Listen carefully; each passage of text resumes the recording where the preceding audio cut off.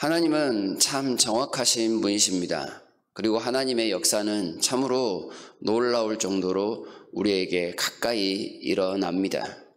하나님께서 70년이라는 시간을 이스라엘 백성들에게 예고하셨습니다. 그리고 그 70년이라는 시간이 찼을 때 하나님은 이스라엘에게 놀라운 선물을 주십니다. 바벨론의 포로로 잡혀가 있는 이스라엘 사람들에게 관한 이야기입니다. 자신들이 범죄하여 나라를 잃어버리고 성전과 예루살렘 성벽이 무너진 그런 치욕의 역사를 맛보았던 사람들입니다. 그들이 다시금 회복해달라고 얼마나 기도했는지 모릅니다. 그들이 회복을 위해서 나름대로의 운동을 벌이고 정치적인 압력을 가했는지도 모를 일입니다. 그들이 어떻게든 70년을 그 바벨론 포로 땅에서 살았을 때 하나님은 사람들의 마음을 움직이셨습니다. 그리고 그 정확한 시간에 사람들을 일깨워 다시금 예루살렘으로 돌아오게 하는 일에 하나님께서 일하고 계십니다. 포로기환의 역사는 하나님의 전적인 작품입니다. 사람들이 이렇게 했었다라고 말할 근거가 참 부족합니다. 놀라운 일들이 순식간에 일어난 일들을 보면 하나님께서 그 70년의 시간 동안 이스라엘 백성들을 한시도 잊지 않고 계셨음을 알 수 있습니다. 그리고 하나님의 철저한 계획 가운데서 이 일들이 순차적으로 빠짐없이 이루어지고 있는 일들을 보게 됩니다. 에스라는 1장부터 6장까지 그리고 7장부터 14장까지 나누어집니다. 1장부터 6장까지는 1차 포로기환의 역사를 다루고 있습니다. 그리고 7장부터는 2차 포로기환에 대한 내용들인데요. 1차에는 무너진 예루살렘 성전을 다시금 재건하는 여러 가지 상황들이 나타나 있습니다. 이때가 주전 536년경입니다. 다니엘과 같은 사람들이 1차 포로로 잡혀갔을 때가 주전 605년이었으니 딱 포로기환이 70년 만에 이루어지고 있는 그런 상황입니다. 이 놀라운 하나님의 역사는 먼저 하나님께서 사람들을 감동하심을 통하여 일어납니다. 그 최초의 감동의 주인공은 바사왕 고레스였습니다. 고레스가 하나님의 감동을 받아서 명령을 내리고 조서를 선포합니다.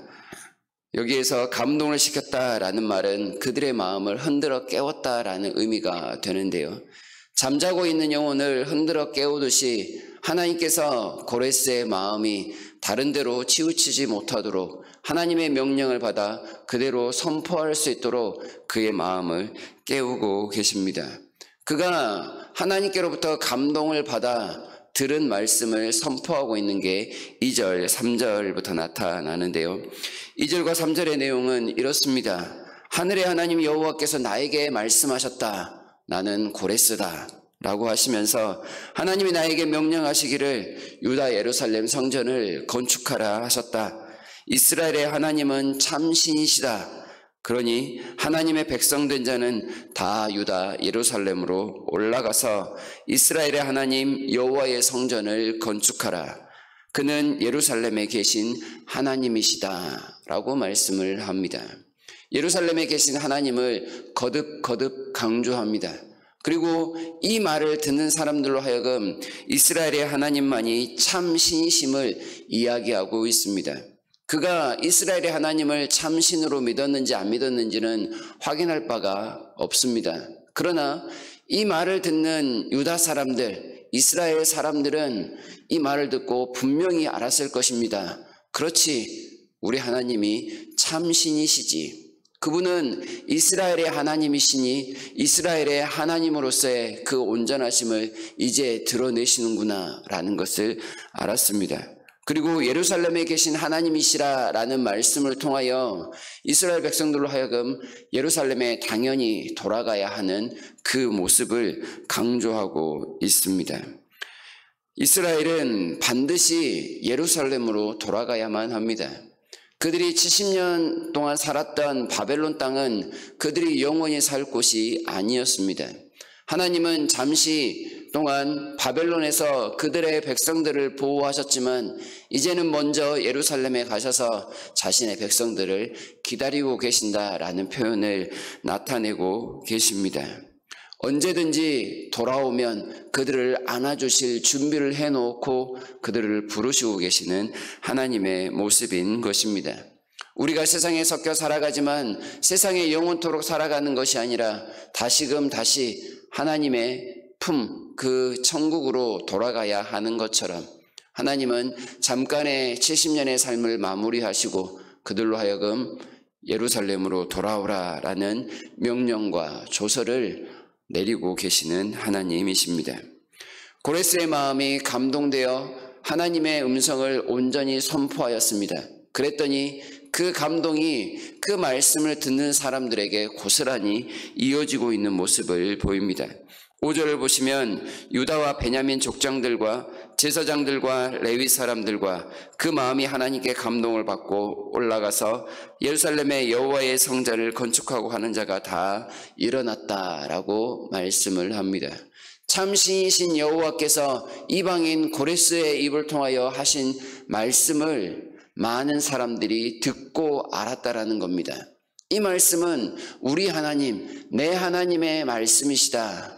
그 하나님께서 약속하심을 드디어 이루시는구나 라고 많은 사람들이 일어났는데 그 일어났던 사람들이 누구였냐면 족장들이었고 제사장들이었고 레위인들이었습니다. 이들은 그 당시에 유대사회의 지도자들이었을 것입니다. 그런데 이들은 그 땅에서 태어나고 자란 이들이 대부분이었습니다. 그들 눈으로 예루살렘을 직접 본 사람이 그리 많지 않았을 것입니다. 그리고 70년이라는 시간 동안 그들은 그 바벨론에서 정착하고 살았던 사람들입니다. 그럼에도 불구하고 이 지도자 그룹에 속한 사람들은 자신이 누구인지를 분명히 인식하고 있었습니다. 내가 어떠한 사명을 가지고 있는지 분명히 알았다라는 겁니다. 그래서 이방인의 입을 통하여 하나님의 음성에 들렸을 때 저건 이방인이 하는 말이다라고 무시하거나 치부해버리는 것이 아니라 이것은 그의 입을 통하여 하시는 분명한 하나님의 말씀이구나를 깨닫고 하나님을 향하여 분연히 일어났던 것입니다. 70년 동안 쌓여왔던 그 모든 생활의 기반을 한순간에 접고 미지의 땅과 같은 그 예루살렘을 향하여 이주하는 것 결코 쉬운 일이 아니었을 것입니다. 그러나 자신의 정체성을 가지고 자신이 어떠한 사명을 가졌는지 알았던 사람들, 달리 표현하면 하나님을 향하여 민감함을 가졌던 사람들은 하나님의 작은 목소리에도 크게 반응하는 모습입니다. 하나님께서 놀랍게 역사하시는 그 말씀을 선포하셨을 때 그들이 주저할 이유는 전혀 없었던 것입니다. 하나님을 간절히 찾는 자가 하나님을 만난다고 했습니다. 약속을 기다리며 준비했던 사람들, 하나님의 말씀을 기뻐하며 즐겁게 순종하고 있는 모습입니다. 하나님의 약속을 따라 살아가는 사람들의 모습이 어떠한지를 분명히 보여주는 모습이라고 하겠습니다. 고레스를 통한 감동으로 많은 사람들이 일어났고 이 감동은 그 주변에 있는 사람들에게까지 널리 퍼지고 있는 모습을 보여줍니다. 6절을 보시면 그 사면 사람들이, 이 사면 사람들은 이방인들, 바벨론 현지인들을 가리킵니다. 그 사면 사람들이 은그릇과 금과 물품들과 짐승과 보물로 돕고 그 외에도 예물로 기쁘게 드렸더라 라고 이야기를 합니다. 떠나는 자들을 향해서 그들이 빈손으로 돌아가지 않도록 많은 재물과 예물로 그들에게 기꺼이 주었다라는 말씀입니다. 여기에는 하나님께서 그들을 감동시켰다라는 직접적인 표현은 없습니다.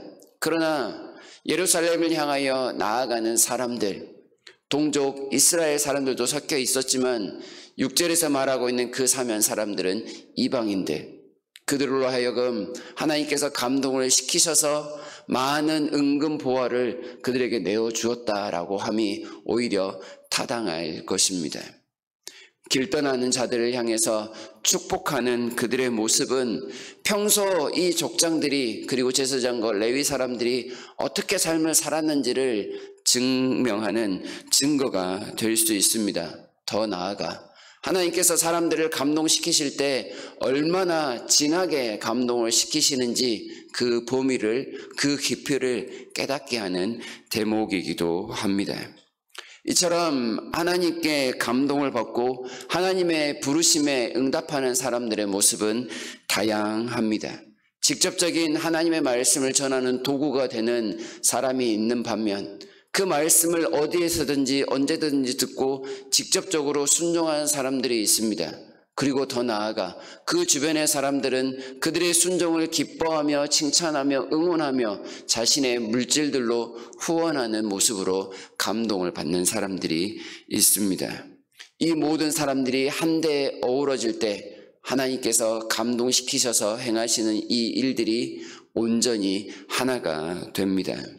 우리에게 오늘 중요한 것은 하나님의 말씀을 듣고 순종함입니다. 하나님은 다양한 모습으로 다양한 곳에서 우리를 불러 하나님의 자녀로 살아가게 하십니다.